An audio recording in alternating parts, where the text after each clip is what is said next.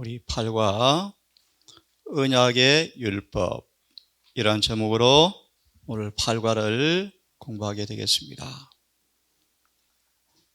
본문의 말씀을 조금 보기를 바랍니다.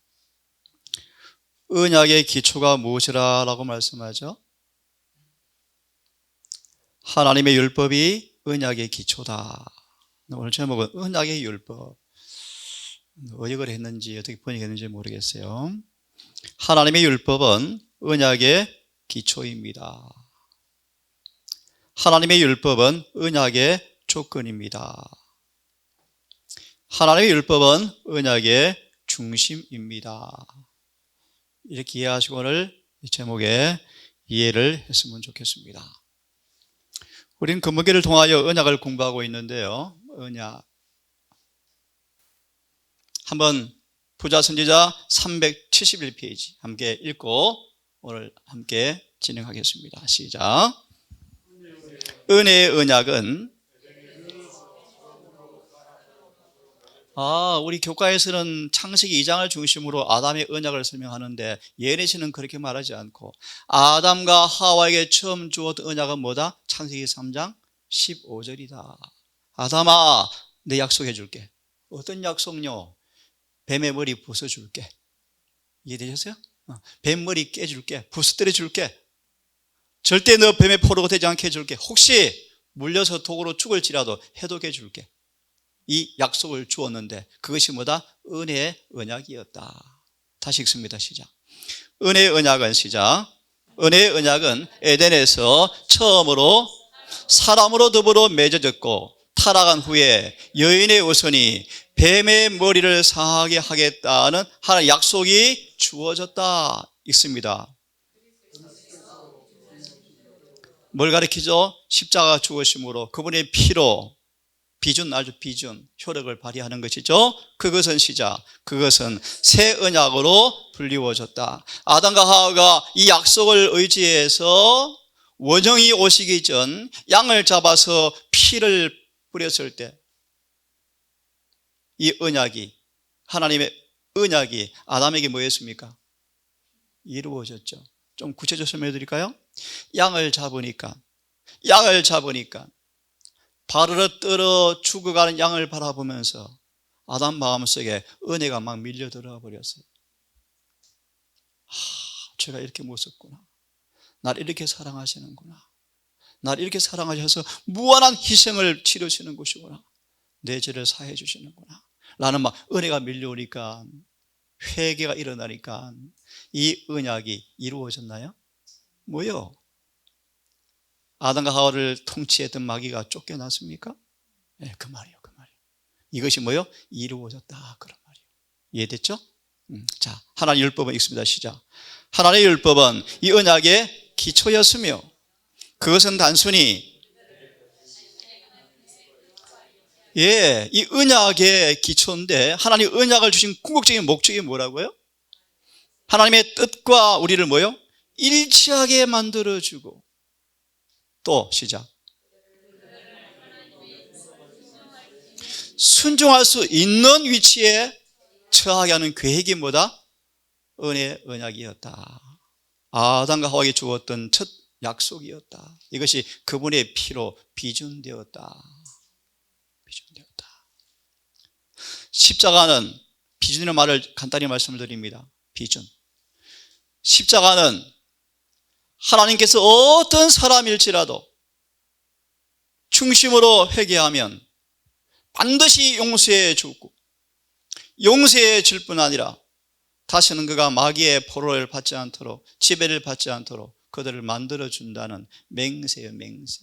약속이 십자가다. 그런 뜻입니다. 자, 그러면서 오늘 잠깐 서들 조금 공부하고 넘어갑니다. 같이 읽습니다. 시작. 성경에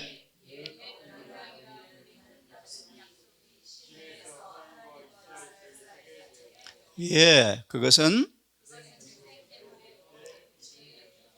성의 언약을 우리가 몇 개로 분류하죠? 두 개가 있다. 옛 언약을 뭘 옛 언약이라 그러죠? 짐승의 피로 비준된, 다시 말해 예수님 오시기 전에 짐승을 잡아서 하나님과 뭐 했습니까? 언약을 늘 새롭게 했죠. 이걸 가리켜서 옛 언약, 다른 말로 처음 언약, 첫째 언약, 옛 언약 이렇게 표현합니다. 읽습니다. 아브라함과의 언약은 피로 비준되었고 희생제물의 피보다 뒤에 오셔서 원형으로 십자가에 돌아가심으로 피를 흘린 까닭에 그것을 가리켜서 둘째 또는 새 언약이라고 부른다. 옛 언약, 처음 언약, 둘째 언약, 새 언약. 옛 언약은 짐승의 피로 비준되었고 둘째 언약은 그분의 피로 비준되었고 내용은 같습니까? 같습니다. 새 언약은 시작. 새 언약이 십자가 있기 전인데요. 십자가 있기 전인데요. 새 언약이 뭔데요? 아브라함 시대에 뭐 했습니까? 유효하였다. 계속 읽고 설명을 드릴게요.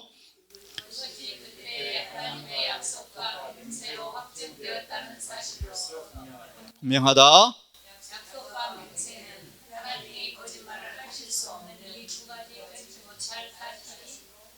이 두 가지 벤치보다 사실이 뭐라 그랬죠? 옛 언약과 새 언약. 피. 어떤 두 가지? 짐승과 예수님의 피. 이 두 가지 사실로 하나님 약속과 맹세한 것은 확실히 뭐 되었다? 확정되었다. 자, 우리 말씀은 제가 오늘 약하고요. 올 기억절을 읽습니다. 시간이 많이 없어서. 기억절을 크게 읽습니다. 시작. 어느 날과 오직 내 하나님 여호와는 하나님이시요 신실하신 하나님이시라. 그를 사랑하고 그 계명을 지키는 자에게 선택하되 영원하게 하시며 이해를 베푸시되. 예, 여기에 언약이 뭐죠? 하나님께서 어떤 언약을 주었습니까? 어떤 약속을 주었습니까? 예, 천대까지 이 약속하신 걸 다 이행하시겠고 인애를 베풀어 주겠다. 조건이 무엇입니까? 사랑하고 그분의 계명을 지키는 자에게는 이런 언약을 주셨다. 이거 오늘 기억실입니다. 자, 그러면 이 오늘 교과의 저자가 이렇게 결론을 내려놓았습니다. 언약의 조건으로 순종을 요구하는데, 그러나 순종은 구원을 얻는 조건이 아니라 은혜로 구원받은 자들이 삶을 통해서 그 은혜를 드러내는 방편인데 오늘날도 똑같다 라고 저자가 이렇게 결론을 짓고 있습니다. 이 표현이 조금 오해의 여지가 있다라고 한 청년이 질문이 와서 답을 주었는데요. 다시요. 이 오늘 8과를 통한 결론을 제일 첫 페이지 이렇게 저자는 마무리해 놓았습니다. 언약, 수많은 주의 약속들은 조건으로 순종을 요구하긴 하는데 그 순종 자체는 구원을 얻는 조건이 아니고 은혜로 구원받아서 구원받은 사람들이 순종한 삶을 통해서 그 은혜를 드러내는 방편이다. 오늘날도 똑같다. 맞는 것 같기도 하고 조금 미흡한 것 같기도 한 표현입니다, 사실은. 하지만 저는 이런 표현들을 성경대로 정언대로 이해하면 제일 좋겠어요. 예를 들어보겠습니다.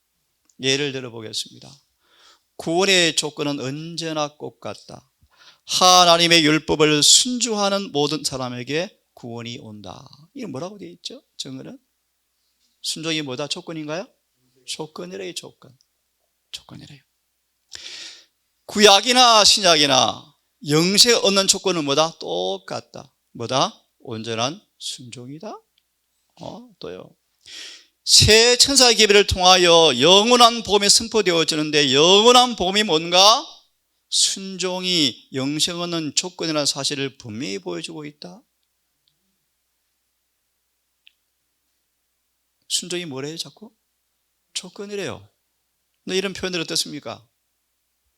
순종을 조건을 요구하지만 구원의 조건은 아니다. 뭐 이런 표현들요. 조금 오해될 여지가 있겠죠, 그죠?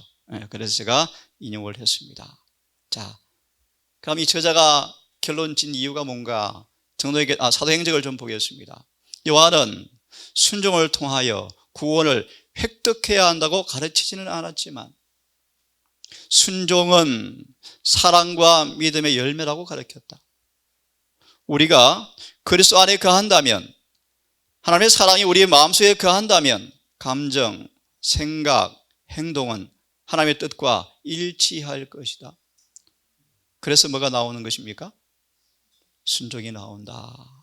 그래서 성화된 마음은 율법과 뭐한다? 일치되어진다 라는 표현을 저자가 그렇게 옮겨 놓았습니다. 그래서 뭐 크게 문제는 없지만 조금 미흡하다는 생각이 들어집니다. 자, 그러면 우리 함께 보겠습니다. 이 구절을 다시 보겠습니다. 아브라함에게 하나님께서 언약을 주셨는데, 약속을 주었는데, 여러분 잘 아시죠? 사단이 하나님, 아브라함은 언약의 조건을 이행하지 못했는데 왜 복을 줍니까? 라고 따지죠. 그죠? 그래서 아브라함의 시험이 주어졌다. 다시, 아브라함에게 반드시 복을 주고 복을 준다는 약속을 주었는데, 하나님, 아브라함은 은밀히 계약을 맺었는데 계약대로 안 살았잖아요. 근데 왜 복을 주셔요? 라고 참소했다. 그래서 하나님께서는 사단의 참소를 그분의 중보로 막기 위해서 아브라함을 잘 훈련시킨 다음에 딱 내놓았다. 그게 뭐예요? 아브라함의 시험장이에요. 한번 보겠습니다. 함께 읽습니다. 시작. 우리 조상 아브라함이, 여기 그 아들 이삭을 뭐 할 때? 드릴 때. 다른 말로 뭐요? 순종. 맞나요? 어떻게 아브라함이 이삭을 제단에 드려요? 왜 드려요? 어떻게 아브라함이 이삭을 제단에 드릴 수 있게 되었죠? 다시, 어떻게 순종할 수 있게 되었죠? 예, 정말 그분을 뭐 했어요? 믿었어요. 정말 믿어버렸어요. 뭘 믿었죠? 이삭을 반드시 후사로 세운다 한 하나님이 죽이라? 그랬을 때 아브라함 뭘 믿었어요? 죽여도 살리겠고, 없어도 또 주실 건 아니죠. 사실은 이삭을 절대 안 죽일 줄 알았죠. 다시 말합니다. 뭐 때문에 순종했어요? 바로 이 말씀이에요. 정말 아브라함이 그걸 믿으니까 이삭을 뭐 해요? 예내신 표현대로 말하, 아브라함은 문자 그대로 순종했다. 이해됐죠? 그럼 다시 읽습니다. 시작. 우리 조상 시작. 아브라함이 그 아들 이삭을 제단에 드릴 때, 이런 표현들요. 뭐로요? 행함으로 어렵다 하심을 받은 것이 아니냐, 이런 표현들 때문에 로마서와 갈라디아서를 사람들이 잘 이해를 못해요. 22절 시작. 예, 이렇게 이해하시면 믿음의 행함과 함께 일하고, 그 다음, 예, 23절 잘 읽어보세요. 예, 그러므로 결론, 그러므로 무슨 말이요? 아들 이삭을 제단에 드릴 때 아브라함이 하나님을 믿으니, 성경대로 말합시다. 아브라함이 하나님을 믿으니라는 믿음 속에는 이게 뭐가 들어가 있는 거예요? 완전한 순종이 함께 들어가 있다. 맞습니까? 맞죠. 그래서 사실 신학적으로 믿음 먼저 행, 그건 전부 인간의 논리예요. 믿음과 행함은 항상 뭐예요? 가치가 함께야. 이것을 읽으십시오. 이게 무슨 말이요? 이것이 뭐요? 믿으니. 어떤 믿음이요? 단순히 지적으로 찬동하는 믿음인가요? 아니죠. 온 의지와 애정을 끌어 십자가 밑에 복종시키는 믿음이에요. 그렇죠? 다시 말합니다. 아버지로서 어떻게 이삭을 바쳐요? 내가 죽었으면 죽었죠. 안 그래요? 그걸 말씀을 믿으니까 그 모든 인간의 본성적 애정을 다 주님께 뭐예요? 쳐서 복종시켜요. 마치 또 누구처럼? 사무엘 엄마 한나처럼 아들을 딱 바쳐버리잖아요. 본성적 애정을 승리한 기념비다. 사람들은 아담의 후손인데 어떻게 이겨? 라고 하지만 복음은 그것을 뭐한다? 가능하게 해준다. 그런 뜻이에요. 해준다. 자, 의로 뭐 했다? 여기 있었다. 여기 있었다는 말씀을 사람들이 많이 또 오해를 해요. 설명을 좀 드리고 넘어가면 좋겠어요. 여기 있었다라는 말이 무슨 뜻이라 그랬죠? 아주 쉽게 말하면요, 의와 일치되게 만들어 주었다 단어예요. 영어로 카운트예요. 카운트. 좀 어려운 말로 입혀 주었다 뜻이요. 자, 아브라함이 정말 믿음으로 그분께 순종하니까 하나님 아브라함을 율법과 의와 일치되게 만들어 주어서 아브라함 어렵다라는 말씀이 이제 성취되었다. 그러자 사단이 뭐 했어요? 찍소리 못하고 고개 숙였더라. 온 하늘을 뭐 했다요? 아브라함의 순종을 칭찬하였고, 그렇게 기뻐서 아브라함이 뭐 했어요? 순종했거든요. 그죠? 이 대쟁투지 않습니까? 제가 있습니다. 그때 하나님께서 아브라함을 뭐다? 내 벗이다. 창세기 1장을 연구해 보시면 왜 하나님께서 인간을 창조하셨는가? 친구가 필요하셨대. 친구. 요한복음 15장의 친구의 정의가 뭐예요? 목숨을 대신 내어주는데, 아브라함은 자신의 목숨 내어주는 것보다 더 큰 헌신이 이루어졌나요? 예, 자식을 내어주잖아요. 그래서 예수님 나의 뭐다? 친구다. 그래서 반복합니다. 주님은 친구가 너무 필요해서 우리를 창조하셨대요. 근데 친구가 발 뒤꿈치를 잡고 들라 그런대요. 자, 이러보건대 사람이 행함으로 어렵다 하심을 받고 믿음으로만 아니니라 라는 말씀을 우리가 잘 압니다. 그래서 이 말씀이 너무너무 중요한 말씀이에요. 우리 천천히 오늘 뭐 다 진행 못하더라도 중요한 말씀이니까 또박또박 읽어보겠습니다. 시작.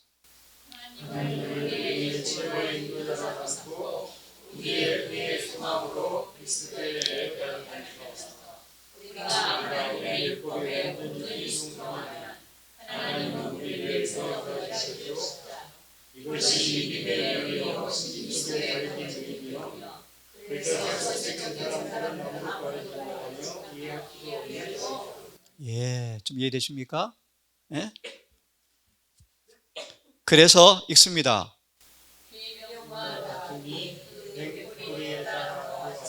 그가 누구요? 그가 누구요? 세속적인 사람들. 다른 말로 뭐요? 하나님께 이렇게 경험 안 하는 사람들, 온 마음으로 그분께 경배하지 않은 사람들, 그들은 세상에 속한 사람들이에요. 사실은요. 그들을 통해서 그 뱀꼬리, 이런 사람들의 뱀꼬리 누구요? 꼬리가 누구라 그랬죠? 이사야 장로들, 선지자들, 사탄의 부하들이 궤변과 다툼을 교회 안으로 가지고 들어온다 그런 말이에요. 거듭나지 않은 신학자가, 거듭나지 않은 설교자들이 이런 다툼을 가지고 들어와서 진리를 뭐 한다? 혼잡하게 만든다 뜻이요. 하나님의 계명을 읽습니다. 시작. 실천하고 있으면 그 계명들이 통로를 열어주고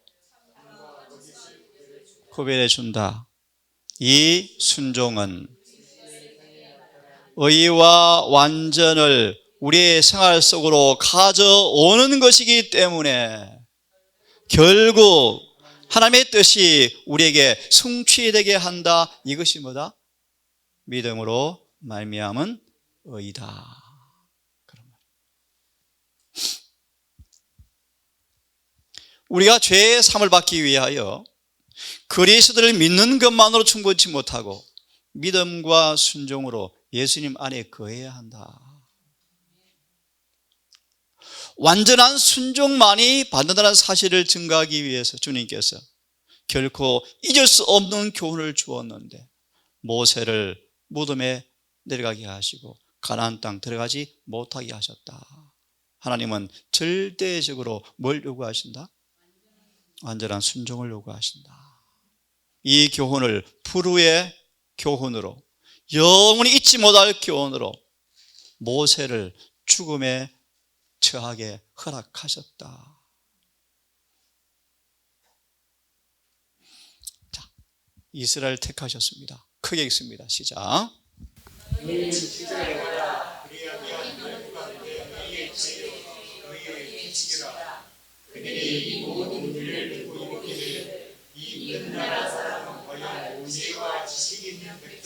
예, 주님께서 이스라엘을 뭐 하셨어요? 택하셨어요. 질문 드립니다. 왜 택하셨습니까? 택하심의 목적이 무엇입니까? 왜 택하셨습니까? 뭐 다 맞는 답인데 한번 얘기해 보십시오. 예를 들면요. 요셉은 구원의 셈이 되었다. 왜 이스라엘 택하셨습니까? 세상에 뭐 되게 하려고요? 구원의 셈을 되게 하려고. 미경자매 왜 택하셨어요? 이 주제에 맞추어서. 예, 맞아요. 그래서 어려운 말, 율법의 보관자로 택했다. 맞아요. 왜 또 택했습니까? 예, 맞습니다. 축복의 통로가 되게 하셨다. 예, 맞습니다. 똑같습니다. 그래서 쉽게 말합니다. 정말 이스라엘 보니까 복의 복을 받고 살아가거든요. 와, 왜 그리 지혜롭죠? 왜 그리 건강하죠? 왜 그리 형통하죠? 아, 지혜와 지식을 가지고 있는 백성들이네. 그래서 시온으로부터 예루살렘으로부터 지식과 지혜가 흘러나간대요. 지식과 지혜가 뭔가 우리 미경자매 잘 얘기했어요. 하나님의 율법, 하나님의 선하심과 인자심 품성이 흘러나가는 거예요. 그것이 사람들을 뭐합니까? 죄를 돌이켜야 하고 고쳐주어서 구원의 샘을 마시게 해서 구원받도록 하기 위해서 이스라엘을 뭐 하신 겁니까? 택하신 거예요. 자, 그래서 이렇게 말합니다. 애굽 사람들의 멸시를 받았을지라도 애굽에 있던 이스라엘 백성들은 하나님 율법의 보관자로 선발되었다. 그죠? 아브라함을 율법의 보관자로 삼으시기 위해서 택하셨다. 하나님은 마지막 재림교회를 택하셨다. 이스라엘을, 아브라함을, 저와 여러분을 택하셨다. 목적은요, 똑같다. 율법의 보관자. 이 언약의 조건이요, 언약의 기초요, 언약의 중심 내용이요. 우리가 순종하면, 그렇죠? 그래서 이렇게 말합니다. 함께 읽습니다. 시작. 하나님께서 거룩한 율법의 보관자가 되어서 성품을 옹호하도록 부르신 백성이다. 보관자란 말 의의하시죠? 율법은 뭡니까? 하나님의 품성이죠. 의죠. 쉽게 말하면 사람이 저렇게 의롭게 살 수 있어. 어제 공부했죠. 사단이 에녹과 엘리야를 바라보고 당혹스러웠다. 아니, 타락한 인간이 승천이 가능한 품성이 이루어지네. 당혹스러웠다. 이런 말씀도 기억이 납니다. 예수님의 인간으로 오셔서 죄를 짓지 않고 살자 사단은 난감해했다. 이런 표현들. 마지막 남은 교회의 본질이 여기 있어요. 14만 4천이 딱 한꺼번에 만들어질 때 사단이 꼼짝달싹 못할 거예요. 그런 일이 벌어질 거예요. 그래서 기회 되면 또 가령 말씀을 드리겠지만, 그러므로 여러분 믿음으로 말미암아 의로우시는 경험이 뭔가 우리가 정말 아셔야 돼요. 자, 이 말씀은 생략하고요. 율법은 우리를 뭐 하는 거요? 결속을 굳게 만들어주는 율법이다. 한번 읽어보겠습니다. 시작. 여호와께서 그 언약을 너에게 반포하시고 지키라 명하셨으니 곧 십계명이며 2달판에 친히 쓰신 것이라. 왜요? 왜 율법을 주었습니까? 우리를 뭐 하게 하려고요? 영원히 하나 되게 하려고. 하나님 우리를 뭐 되게 하려고요? 결속시키려고요. 읽습니다. 시작.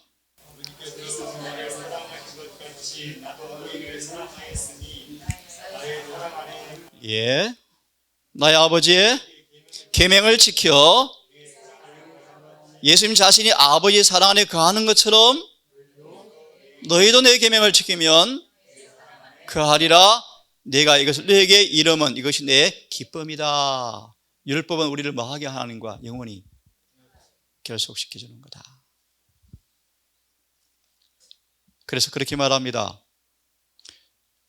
주의 계명들을 지키는 사람은 주 안에 거하고 주도 저 안에 거하시나니 이것이 영생의 유일한 방법이다.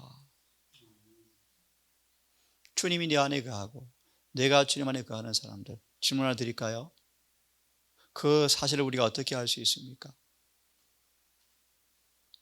우리에게 주신 성령으로 말미암아 확인이 되어지네.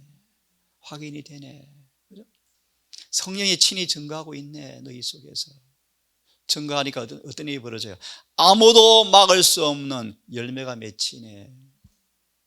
목사에 보는 겉면에 사단이 총동원해서 막을지라도 막을 수 없는 변화가 이루어지네. 네? 다시 말합니다. 주의 계명을 지키는 사람은 주 안에 거하고 주도 저 안에 거하시는데 어떻게 확인되는가? 성령으로 그것이 증거되어지는데 어떻게? 열매가 나타나네. 금지할 법이 없느니라. 그런 말이겠죠. 그죠? 다시 말하면요. 인간이 성령을 받아버리면 사단이 절대로 변화를 막을 수 없어요. 막을 수가 없다. 이게 금지할 법이 없다. 그런 뜻입니다. 한번 또 읽어보겠습니까? 우리가 시작. 우리가 십계명을 안에서 받아들일 때 죄를 회개하고 뉘우치고 예수를 영접하면 산상모 18페이지 예수님의 의가 그분의 품성이 우리 속에 역사되어지고 그런 말이에요. 읽습니다. 품성을 순결하게 되어지고 그러한 품성은 무궁토록 우리에게 기쁨을 가져다 줄 것이다. 그 다음 보호벽이다. 발람이 아무리 유혹해도 안 넘어지잖아요. 그들을 보호가 딱 하고 있으니까 무슨 말이에요? 그들이 계명을 지키고 있는 한 사단은 어찌할 수가 없다는 것이겠죠. 그 속에서 우리는 뭘 본다? 하나님은 선하시구나. 한마디로 법은 좋은 거예요, 나쁜 거예요? 근데 법이 안 지켜져요. 내가 안 좋아서 그렇죠. 그래서 좋은 나무로 변화되어야 되죠. 그것이 거듭남이에요. 맞죠? 율법은 선한 거 거룩한 것인데 왜 안 지켜져요? 그래서 사단이 이렇게 놀린답니다. 하나님 선하신다고요? 율법에 선하다고요? 근데 왜 인간이 맨날 빌빌대죠? 당연히 지혜가 부족한데요? 이렇게 놀린대요. 재림교회 율법의 보관자라고요? 웃기고 있네요. 예내신 가지고 있다고요? 누가 살고 있는데요? 다 놀리고 있대. 근데 어제 그 새벽기도 한 분이 답을 보내왔는데 아모스 9장이 너무 인상 깊다고. 주님은 하늘이 응하고 땅이 응하는 마지막 은혜의 기념비를 지구에 우뚝 딱 세우시겠대요. 하나님의 선한 율법이 진짜 선하네, 지켜지네. 그 무리를 우뚝 세울 때 드디어 대쟁투는 끝나고 지성에서 나오시고 끝날 거예요.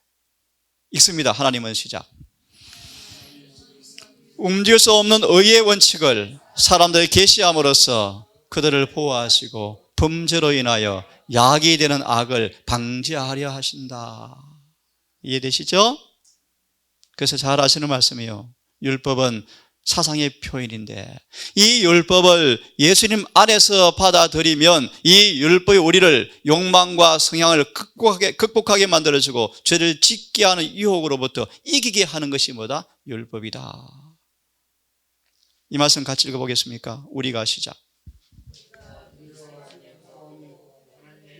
우리 안에 거하면 감정과 사상과 목적과 행동은 표현된 하나님의 율법과 뜻과 일치하게 될 것이다. 그죠? 이런 언약을 우리에게 주었습니다. 자, 그래서 이 말씀을 생각합니다. 시간이 다 돼요. 언약에 있어서의 율법이 뭔가 이런 제목을 주고 있습니다. 이스라엘아, 하나님께서 뭘 요구하시느냐? 온 마음과 성품과 목숨을 다하여 여호와를 경외하고 섬기며 계명을 지키라 명한 것이 아니냐. 그죠? 이런 말씀을 주는 것이 기억절인데요. 자, 이 말씀을 제가 한번 읽어보겠습니다. 영원한 이 복음 새 천사의 기별은 창세기 3장 15절과 동일한 복음이다. 첫째 천사의 기별을 통해 주어진 영원한 복음은 아담과 하와에게 주었던 창세기 3장 15절과 동일한 복음이다 라고 쭉 말씀하시면서 따라 읽습니다. 시작. 구원의 복음이 인간들로 율법에 순종케 하여 저들의 품성이 거룩한 모습을 닮을 수 있기 때문에 영원한 복음이라 불리운다. 이것이 복음. 여러분, 하나님의 표준은 바뀝니까? 변하지 않습니다. 어제 보았습니다. 에녹은 하늘에 누가 갈 수 있나? 라는 확실한 뭐예요? 샘플이에요. 샘플. 그런 말이에요, 여러분. 표준은 바뀌었다고요? 다시 말합니다. 아브라함에게 왜 시험을 주었고 왜 모세에게 죽음을 허락했어요? 왜 히브리 사람들을 애굽에서 끌어내놓고 모세, 하나님 이스라엘 사람 가나안 못 가고 광야에 다 죽으면 하나님 명예가 뭐가 되겠습니까? 하나님 안 창피하겠습니까? 하나님. 그런데 네? 광야에 다 죽었거든요. 맞나요? 뭘 가리키는 거죠? 하나님의 표준은 변하지 않는다. 뭐죠? 하나님의 표준은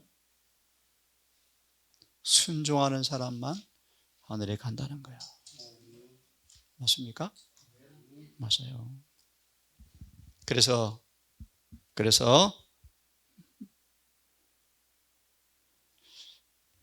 이 말씀 읽고 그 다음 소재를 공부합시다.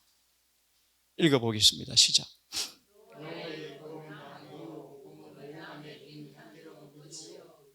이게 열매이다.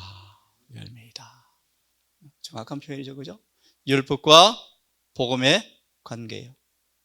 우리 속에 이 주님을 통하여 율법이 기록되어지면 복음이 뭐요? 우리 밖으로 꽃이 되어지고 열매로 뭐한다? 나온다. 여러분, 이 복음이 뭐예요? 그런 복음이? 이 말씀에서 해석해 보시면 이 복음이 뭐죠? 율법이 뭐한 거예요? 내 삶을 통해서 섬에 나오는 거예요. 섬에 나오는 거예요. 이해되시나요?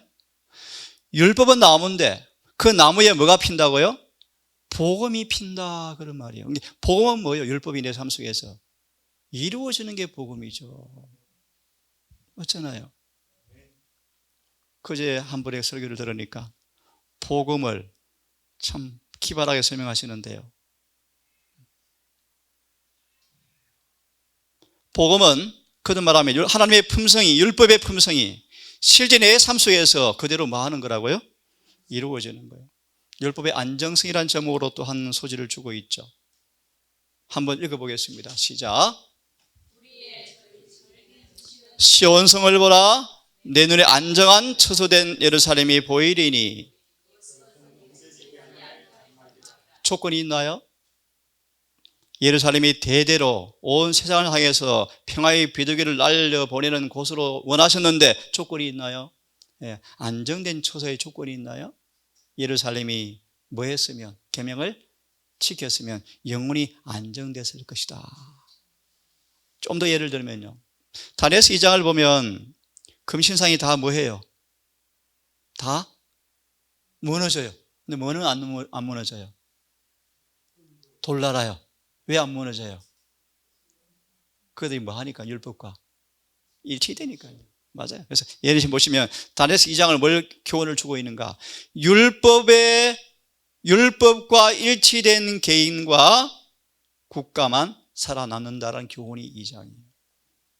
다시 말하면 개인이건 국가건 영원히 안정케 하는 그 율법대로 살지 아니하면 결국 뭐 한다? 다 무너진다, 그런 말이에요. 그런 의미에서 율법의 안정성이라는 말씀을 주고 있는 거예요. 자, 대적 여호와는 시작. 우리의 재판장이요, 율법을 세우신 자시요, 우리의 왕이시다. 왕이시다. 한 예로 그분은 율법과 응하는 방법을 우리를 구원할 수 있나요? 없어요. 없어요. 예를 들어서요. 그래서 율법은요, 변합니까?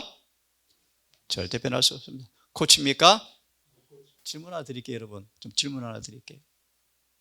정말요. 근데 이런 질문을 드릴게요. 성경대로 말하면 그 엄청난 큰 성 바벨론 교인들이 7 재앙이 내릴 때 비로소 가슴을 치고 운대요. 쏘갔네. 여러분, 왜 그럴까요, 여러분? 왜 그럴까요? 네? 좀 이해가 됩니까, 여러분? 어떻게 쏘을 수 있을까요, 여러분? 안식일이 맞네. 우리 엉터리 계명 지켰네. 쏘는데요. 이 엄밀함을 깊이 한번 여러분 이해해 보기를 바랍니다. 율법의 본질적 속성, 그죠? 하나님에 대한 오해, 깊은 얘기를 할 수 없겠습니다. 한번 고민해 보기를 바랍니다. 마지막 소지하고 마쳐야 되겠습니다. 하지만 만일이요, 만일. 예?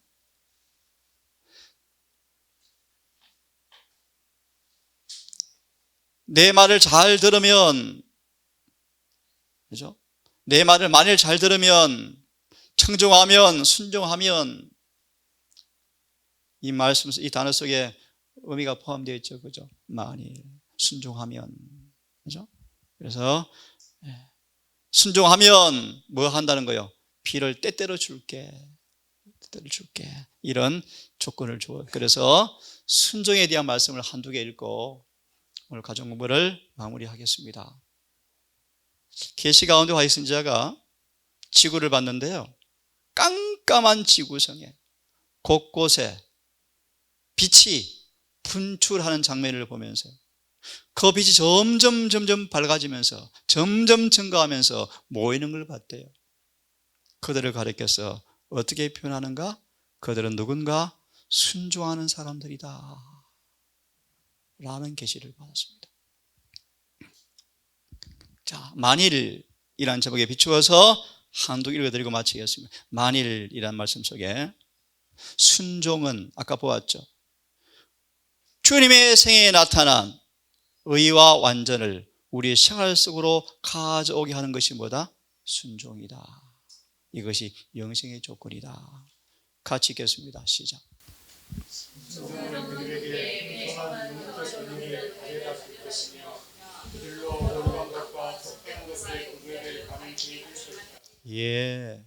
예를 들면 나답과 아비후가 엄격한 절제 습관을 순종했더라면 선악을 구별할 수 있는 명석한 이해력이 생겼을 것인데 멍청해져서 쏘갔다는 거예요.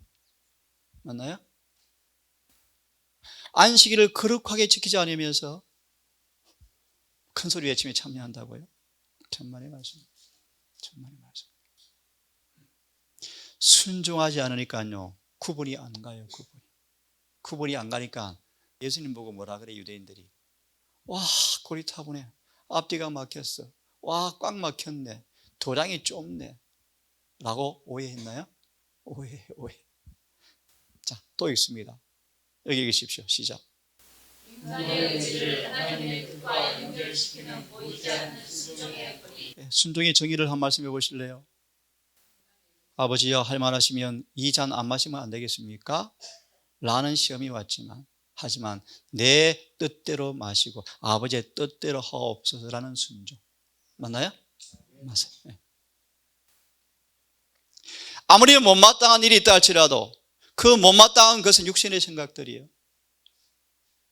여전히 친절하고 여전히 상냥한 그것이 주님의 뜻이에요. 그렇게 하고 싶습니다 라고 연결시키는 것이 뭐다? 순종이다. 그래서 시대의 소망 4장 끝절인가요? 3장 끝절인가? 잠깐 페이지를 잊어버렸습니다. 예수께서 왜 오셨는가? 사단에게 빼앗겨버린 의지를 돌려받으려고 오셨다. 사단에게 어떻게 빼앗겼습니까? 거짓말에 빼앗기죠. 이거 먹으면 눈 밝아지는데. 네? 우리 의지는 어디에 반응하죠? 중요한 얘기요. 의지가 주로 어디로 자꾸 반응하고 싶어 하죠? 좋아하는 것, 사랑하는 것은 의지가 자꾸 끌려가요? 끌려가요. 집에 보물을 두고 있으면 자꾸 보물이 생각이 나요. 주님은 무한한 사랑을 우리에게 자꾸 보여주시면서 우리 의지를 뭐 하고 싶어요? 돌려받고 싶어 해요. 그런 의미요. 이해하셨죠? 네, 그렇게 됐습니다. 예. 자, 이 말씀 읽고 끝내겠습니다. 시작. 품성에 완전히 이르는 것은 단순한 믿음으로 순종의 길을 걸음으로써만 품성이 완전히 이룰 수 있다. 오늘 제가 설교 시간 좀 평이한 말씀이지만 또 심오한 말씀을 드릴 거예요. 제목 보셨습니까? 완전에 걸려 넘어진 부자 법관 이야기. 그 말씀을 통하여 완전히 뭔가 오늘 말씀을 드릴 것입니다. 자, 오늘 여기까지 하겠습니다. 그래서 금은 교과가 단순한 내용이지만 13차례에 걸쳐서 풀어서 여러 가지 말씀을 주고 있는데요, 분명합니다. 뭔지 내용들이. 오늘 하나님께서 우리 언약을 주셨고 우리 순종을 명하십니다. 온 마음과 성품을 다하여 주님을 사랑하는 진정한 순종을 통하여 그분의 모든 약속이 우리의 것이 되어지는 은혜가 있게 되기를 바라면서 가정 공부를 마치겠습니다.